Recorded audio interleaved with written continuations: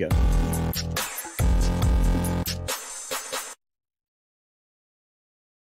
Disney is definitely This you. one. You cannot argue with this. You won't be able to. You won't be able to deny it. This is disgraceful, despicable, and other things. This one, everybody should hate Disney for, and it's Disney argues wrongful death suit should be tossed because plaintiff signed up for Disney Plus trial. Everybody is going to look at you going, what? If they're unfamiliar with the story right now, they're looking at the screen dumbfounded. Well, there's a reason for this. Yeah. Because Disney is asking a Florida court to dismiss a lawsuit brought by the family of a 42-year-old New York doctor who they claim had a fatal allergic reaction after eating at an Irish pub in Disney Springs in October. And there's culpability here because when they ask you specifically, as per the policy of Disney proper, what your allergies are or your potential allergens when you go there to eat food, they are taking on a certain amount of liability that they will give you food that is absent those allergens. You know what I mean?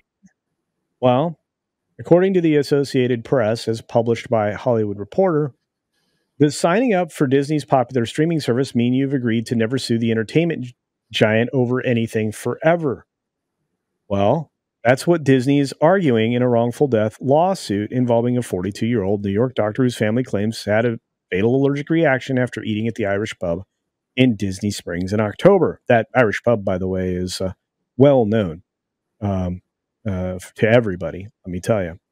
But Disney is asking Florida court to dismiss the lawsuit brought by Jeffrey Piccolo, the husband of Keno Pron Tang Suen, a family medicine specialist with New York's Lagones office in Carl Place on Long Island. It's a lot of words in one sentence.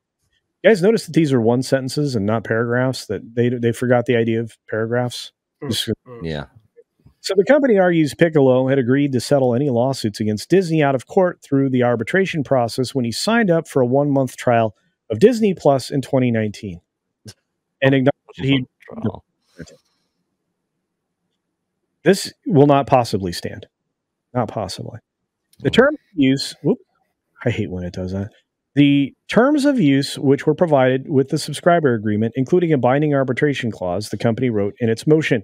By the way, nobody knows what any of these things say. Nobody is properly informed. You have to sign a EULA or a terms of service or any of TOS or any of that is legally a problem because it is shown that people don't look over those things and they're not legally signing an agreement. So, yeah, putting a check mark and saying yes is hard to be enforced. That we're going to see. Not to mention the fact that this is too overall reaching because it has nothing to do with the service. It has to do with too broad a concept, too broad of indemnity. But anyway, I'm not a lawyer. I just know the contract law. So the first page of the subscriber agreement states in all capital letters that any dispute between you and us, except for small claims, is subject to a class action waiver because they don't want any class action suits, and must be resolved by individual binding arbitration. So Disney also notes in its response that Piccolo agreed to a similar arbitration provision when he created an account on Disney's website and app ahead of the ill-fated theme park visit because they want to be held harmless. Sorry, buddy. That's not exactly what's going on here. But Piccolo's lawyer filed in response earlier this month and argued that it was absurd to believe that the more than 150 million subscribers to Disney Plus have waived all rights to sue the company and its affiliates in perpetuity, even if their case has nothing to do with the popular streaming service. I think he has a good legal argument here. The notion that terms agreed to by a consumer when creating a Disney Plus free trial account would forever bar that consumer's right to a jury trial in any dispute with any Disney affiliate or subsidiary is so outrageously unreasonable and unfair as to shock the judicial conscience, and this court should not enforce such an agreement. That's what Brian Denny, Piccolo's attorney, wrote in the August 2nd filing. Disney, in its May 31 filing, argued that whether Piccolo actually reviewed the terms of service is immaterial. That's not true. It also noted the arbitration provision covers all disputes, including disputes involving the Walt Disney Company or its affiliates. I don't think this is going to fly. Arbitration allows people to settle disputes without going to court and generally involves a neutral arbitrator who reviews arguments and evidence before making a binding decision or award. They just don't want the bad pub, and they don't want people to realize that, they're trying to make it so you have no recourse. Disney said late Wednesday it was deeply saddened by the family's loss, but stressed the Irish pub is neither owned nor operated by the company. But they have to ascribe themselves of all your regulations and policies, which include notifying people about allergens and sticking to that. The company's stance in the litigation doesn't affect the plaintiff's claims against the eatery, it added. But wait a minute. Aren't they an affiliate, Disney? It would seem if they're operating on your property, they'd be affiliated with you. Am I incorrect? Is the definition of affiliate different than what I think it is? Anyway, we're merely defending ourselves against the plaintiff's attorney's attempt to include us in the lawsuit against the restaurant.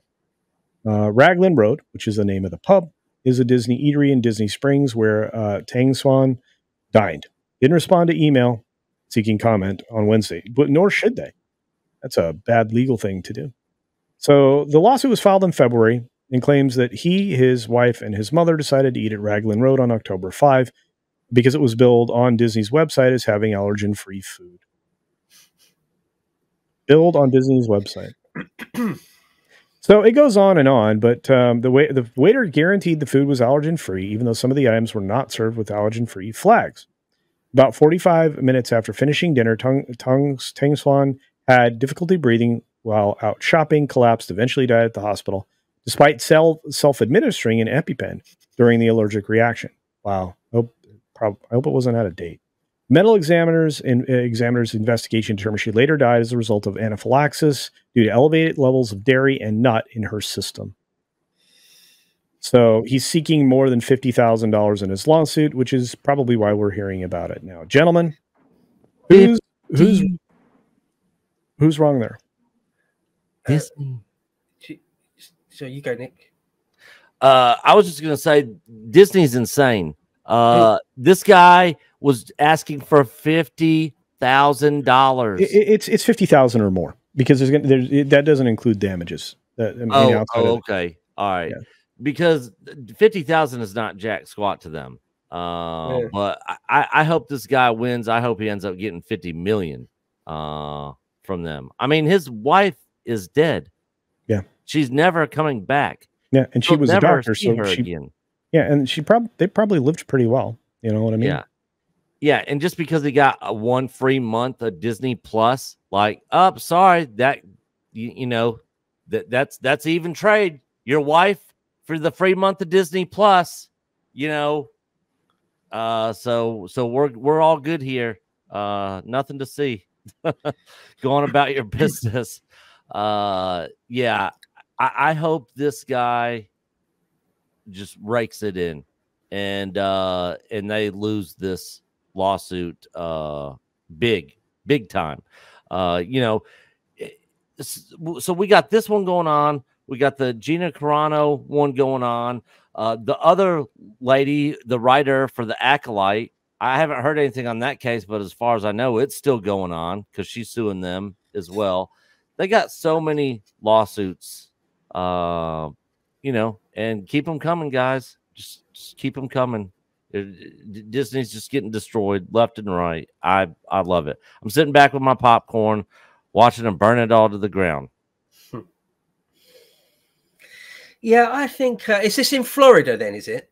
Yeah. Right. Yeah.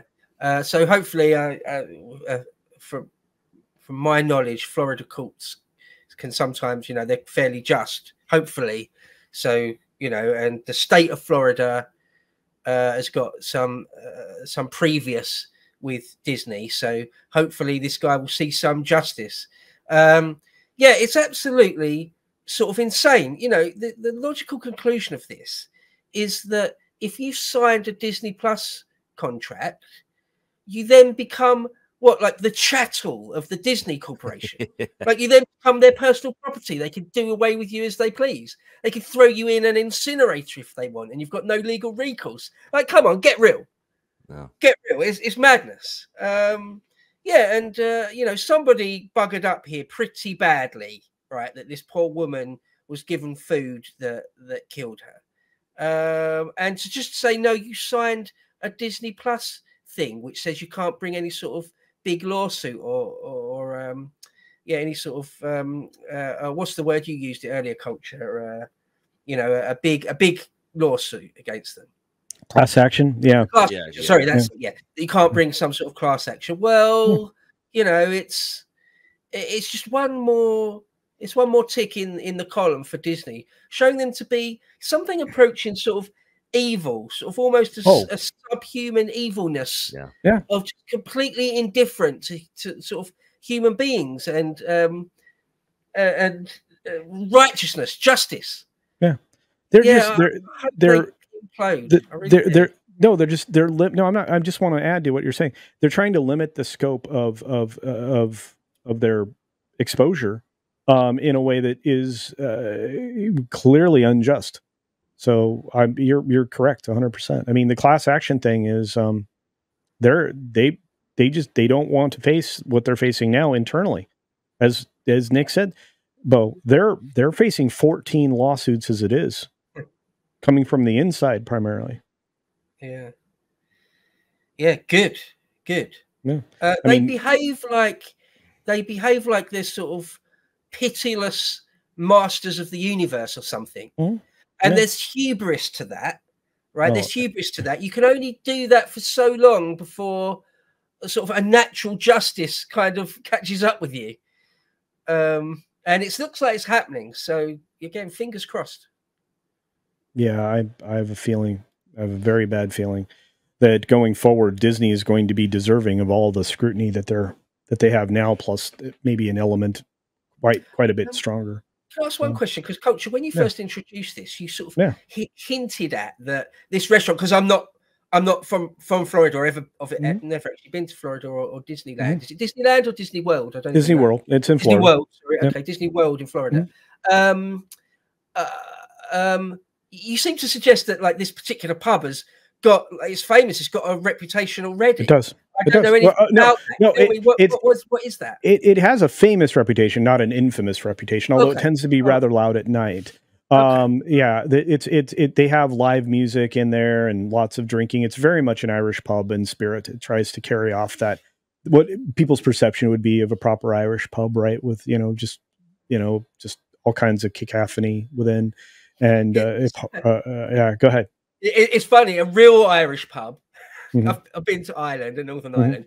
Real Irish pubs are usually really quiet, and there's a few, a few like really depressing 60-year-old alcoholics that live in there almost. It's not like this really rowdy, fun time. But that doesn't matter. It doesn't matter. Yeah, dancing. Well, I mean, like they, dancing about, exactly. It's like, the perception is greater than the actuality. But regardless, it's famous, and a lot of people enjoy the cuisine, they enjoy the environment, etc.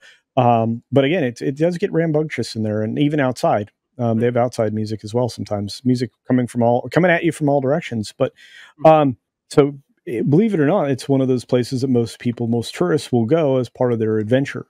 Right. That intend to go eat out. Let's say, there are much better restaurants in the area. I mean, there's a lovely Japanese restaurant just across the way from it. That's by far much better with their dishes and their fresh sashimi and sushi and things like that as well. So. They have some great restaurants there, but they're all part of the property, and they all fall underneath the umbrella of Disney because they have to adhere to all of Disney's policies and everything else. So they are affiliated, whether Disney wants to believe that or not. So yeah, and like you said, they just trying to get out of being one of the pockets that these people are going to go after. So that's all. But I'm curious what the chat thinks. I'm going to take a quick gander over there, see if we've got any super chats on the matter. And if not, then we are about ready to shuffle on. I do have a question, though, my friend. Did you hear about this breakdancer lady from Australia that kind of rigged the competition so she could make it into the Olympics? Oh, I saw something just before I came on this stream, actually. Yeah, I did see something. It looked absurd. Yeah, very strange. It looked preposterous. Yeah. I was just like, I caught the story. Real details, but I caught the story, and I was like, this really happened. That's wild stuff. You rig the competition so you can get a free trip to Paris.